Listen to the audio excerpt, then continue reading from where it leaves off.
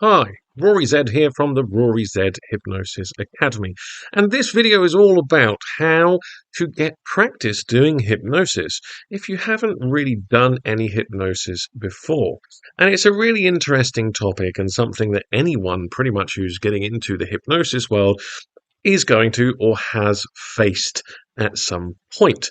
And the idea is obviously when you're learning hypnosis, if you're learning and especially learning at home, whether you're doing online courses, reading books, watching YouTube videos, that kind of thing, you can get all of the tangible information that you need to know, all of the theory about how to do hypnosis and hypnotherapy and stage hypnosis, whatever it is, and also how the practical skills that you're going to be using work. You get the idea of how those techniques and strategies need to be structured, the kind of suggestions that you need to give in order for them to work. But putting them into practice is a slightly different thing, and especially if you have no experience. It's also the same for people who go to live in-person courses to some extent, maybe a slightly lesser extent, because usually they will have someone to practice on during those courses, practicing with fellow students. And so that's a really good introduction. And, if you are able to do that, then go along to a course, even, go along to just a 1 day or 2 day course, something that's relatively inexpensive. And that's a first tip. If you want to get practice and have some people to hypnotize, going to a short course is a good idea. And I didn't intend to promote my own courses this early in the video, but I run 1 day and 2 day courses throughout the year, and they are a fantastic practical experience. So if you want to just literally practice hypnotizing people, then feel free to come along to one of my courses. You can find the details on learnhypnosis.com. I'll put the link in the thing below. But it doesn't have to be my courses. It can be any kind of thing. There are also, you may find meetup groups in different areas where hypnotists go out and do some hypnosis, whether that's, with each other or going out as a roving gang of street hypnotists, for example. So have a Google, have a look on Facebook, other social media, for meetup groups, because that might be a good experience. And also something that you get from that and the courses as well is you get support because you're there with other like-minded individuals. Hypnosis and hypnotherapy, if you're doing it as a career or even if you're just doing it as a hobby, it can be quite a lonely a lonely profession or a lonely experience, because you are the one who's doing this stuff and you're generally not going to be surrounded by peers, by like-minded individuals. So that would be my first tip. In terms of being confident enough to go out and to get practice and to actually hypnotize people, firstly, I would recommend a rigorous kind of training process so that when you actually do go and do this stuff, you are thoroughly prepared. And it goes beyond just reading the books, watching the videos, that kind of stuff. And firstly, what I would say is think about what it is that you're going to do. Think about what it is that you want to practice doing. Consider the different elements of that. If there's type of induction that you want to use to hypnotize people, type of deepener, and then the kinds of suggestions or techniques that you'd like to use, make a note of what it is that you want to do. And then if you're using scripts, obviously it's very unlikely that you're going to be able to take those scripts with you, especially if you're doing street hypnosis with just like random people. You don't tend to be a street hypnotist and get your pack of scripts out. So what I would recommend, and even for hypnotherapists, it's something that I always recommend, and when I'm teaching hypnotherapy as well, it's a go-to, because you really do, it benefits you as a hypnotherapist to know the stuff that you're doing, to know the techniques, to know how they run, the different kind of key points that you need to hit in order for that technique to work. And it takes the pressure off, because then you can deliver it in your own way, in your own pace, using your own words, your own style, and it becomes more congruent with you and with your overall approach as a hypnotherapist. So if you do use scripts, take those scripts, bullet point them into their key points, the key aspects of that process that you need to include. You don't have to include all of the little intricate suggestions, indirect suggestions, embedded commands and presuppositions, and all of those things that you might ordinarily find in a script. Those things will come with time and practice, because when you start practicing and you're just doing it bare bones, you're covering the the key, the basic points. Once you've done that a few times, then you start to think, okay, so I know this process, so maybe I could be a bit more fancy. Maybe I can add in some different types of suggestions. And there's nothing stopping you at any point, if you want to, having a crib sheet. And if you have specific types of suggestions you want to include, then you could have them there so you can glance at them and deliver them during your session. It's something that you could have on your phone if you wanted to. Again, mainly for hypnotherapy, not for street hypnosis. You kind of need to be paying attention to the people you're hypnotizing if you're getting them to do lots of fun stuff. So do that, get your bullet points, practice them, and repeat them, and go through it and say it to yourself. You can do it in the mirror, you can just talk to yourself, you can run it through in your head, you can do all three of those things. The more practice that you get, the more that information will go in there. And then once you're comfortable, once you're sure that you can probably replicate that to a decent extent, then it's about finding somebody to practice with. And the easiest thing that you can possibly do is do it to yourself. Use your phone, record what it is that you're going to do in that hypnosis session, and then play it back to yourself so you can experience it and see what it's like. You know, even if you're just going from those bullet points, or if you're doing it off the top of your head, having remembered what it is that you want to do, play it back, listen to it. Does it meet your expectations for, you know, what you want your subject or your client to experience? And if so, fantastic. If not, you can go back, tweak your bullet points, practice it in a different way, include the things that you felt were missing from it, and repeat that process again. Moving on then, practicing with people, you know, the most likely opportunity you're going to have to practice is with friends and family, because they're the people that you spend your time with the majority of the time. They are there. The key issue with practicing with friends and family, and this is not a global thing, it's not 100% going to happen. So I know there are some people, some hypnotherapy and hypnosis trainers even, who say you never hypnotize your friends and family because they don't think of you as the hypnotist, so they're not going to respond to you. And I would say that can be true, but take it with a pinch of salt, because sometimes people will respond to your hypnotic suggestions, and especially if you set it up in a way that they feel comfortable with you, with your abilities as a hypnotist. They have that rapport with you already, which is fantastic. It's about letting them know that, you know, you have a different aspect to what they may know of you, that you are a hypnotist, that you do have these skills, that you have hypnotized people, even if you haven't. Suggest that you have, because that then gives them confidence that you'll be able to do the same thing to them. It's not a real lie, it's just a little white lie. Especially if you hypnotize yourself, then it's true, because you are a person, so you have hypnotized a person, right? So you can hypnotize your friends and family. What I would recommend doing before you do that is a suggestibility test, to test whether they are going to respond, just to your direction in general, but whether they're going to respond to certain types of hypnotic suggestions. So you might do like the magnetic hands suggestibility test, where they imagine their hands are coming together, then when they touch in the middle, they open their eyes, and it's as simple as that. Gives you so much information. If you do that with somebody that you're planning on practicing hypnosis with, and they sit there the whole time with their hands apart and they don't move together at all, and you know, then obviously that's not necessarily likely to be a good candidate for practicing hypnosis with. This is why I always teach suggestibility tests, and especially when I'm doing entertainment hypnosis, simply because as a stage hypnotist or a street hypnotist, my aim, personally, is to choose the most responsive person, the most hypnotically suggestible person to do my demonstrations with, to do the stage show with. Because if you've got someone who's not particularly responsive, it's going to be an uphill battle. And it's not necessary. Just choose someone else, find someone else to work with. In a hypnosis show, that's absolutely fine. You'll have an audience full of people who will be volunteering to come up on stage. In the street, you know, if you're doing impromptu hypnosis, it doesn't have to be the street. It could be anywhere. It could be, you know, a house party. It could be at the park. It could be in an airport. You know, whatever it is.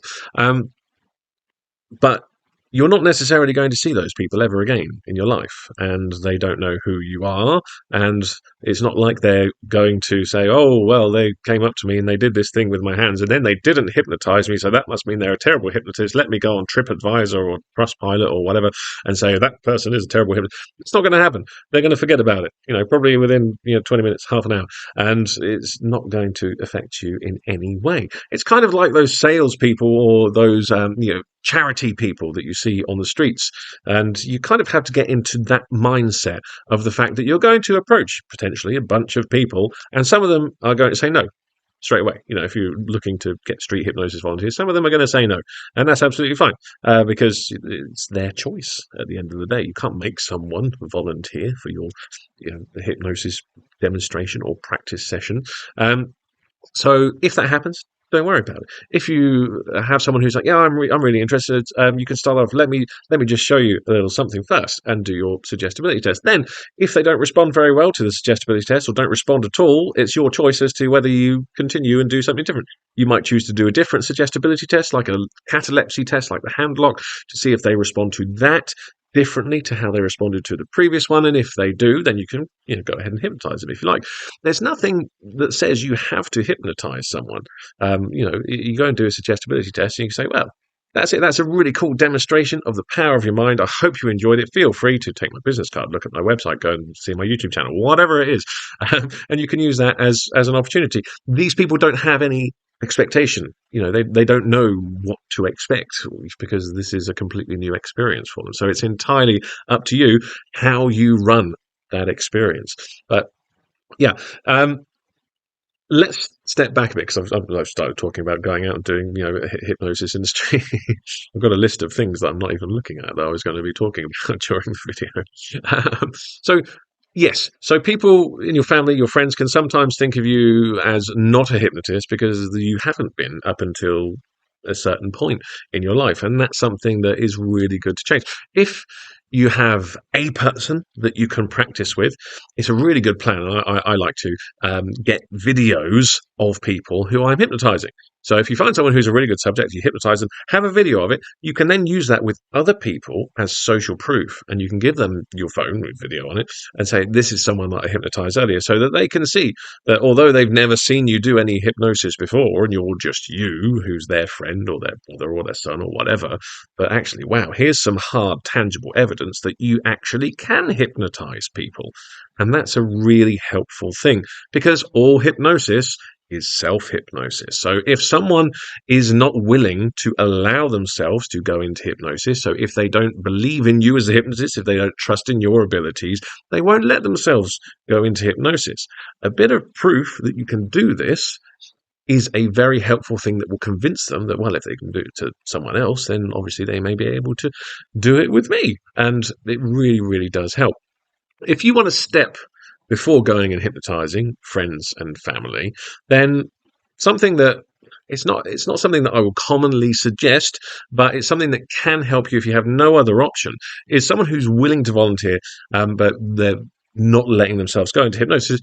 Get them to pretend to go into hypnosis.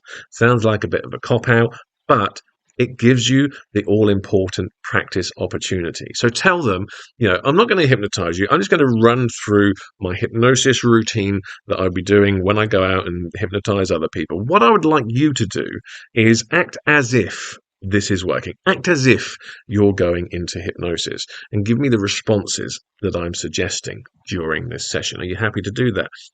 Something like that. And generally, that will take the pressure off of somebody, so they don't have any performance anxiety about it. They're not worried about, because all of these things go through people's heads when they're, getting hypnotized as well. And interestingly, what can happen sometimes with that is by pretending to go into hypnosis, some people will actually go into hypnosis. For a moment, and I'm not going to hypnotize you, I'd like you to close your eyes, and I'd like you to pretend. I'd like you to imagine what it would feel like if you're pretending to be confident.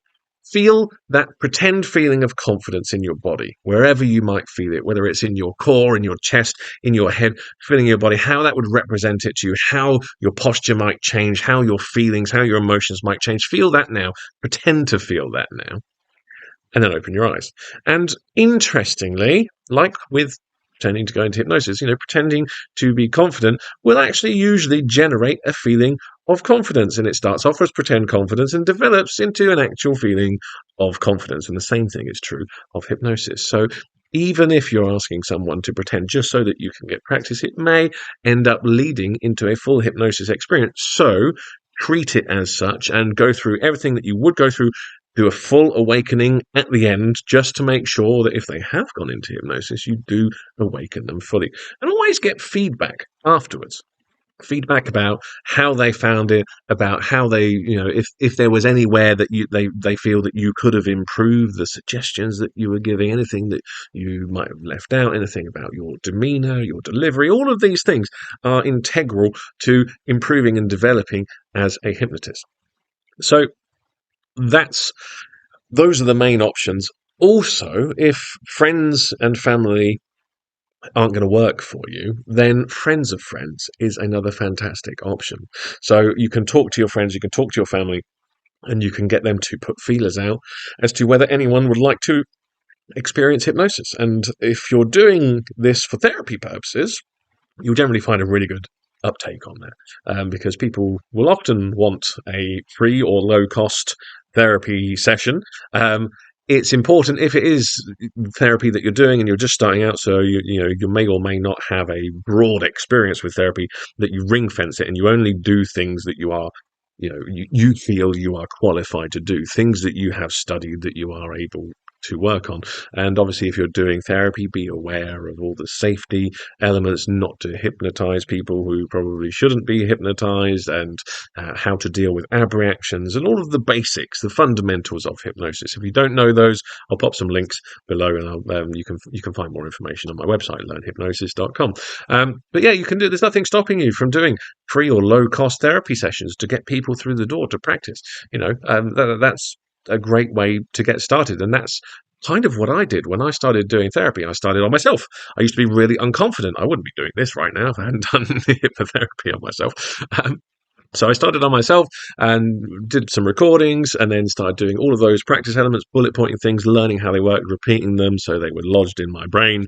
And then I managed to start using them and adapting them. I started working. I hypnotized a couple of people in my family. Some of them were better subjects than others. And I then went on to working with some people that we knew that were friends of the family, and also friends of some of my friends as well.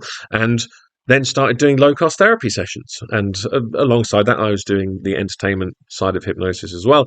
And for me personally, I'm not, like I said, I used to be, quite a shy, unconfident person. And that translated to me for, going out and finding street hypnosis volunteers as well. And it really does just come down to getting into that mindset that it doesn't matter whether they're going to say yes or no, whether they're going to volunteer or not. It doesn't matter whether they are super suggestible or not, because there are always more people around, and you can go and find someone different. So be like the duck. Let the water run off your back. It doesn't matter what happens. It's more important that you get these experiences. But if you don't put yourself out there, you're never going to get those experiences, and that would be a terrible shame. So hopefully this video, I know I've waffled a bit and gone off in many different tangents and areas. Hopefully this video has helped anyone who's looking at getting practice with hypnosis, and will inspire you to go out and do something and learn and get better, polish it up, and maybe even end up with a career in hypnosis doing what it is that you enjoy. I know I enjoy it thoroughly, so I'm sure that you probably will too. If you'd like to learn more about anything about hypnosis, I've got a whole range of different blogs on so many topics on my website, learnhypnosis.com. There are 1 and 2 day courses, fantastic for coming along and getting practice. I've got various books, like my Rapid Induction Guidebook, which has all of the information I was just talking about, how to deal with abreactions and who you shouldn't hypnotize, and all of the fundamentals are in that book. So all of that stuff is there on the website. If you have any questions, feel free to comment below. And if you'd like to catch up with my future videos, feel free to subscribe to the channel, and you'll get a notification when I post a new video. But until next time, thanks for watching, and I'll see you again soon.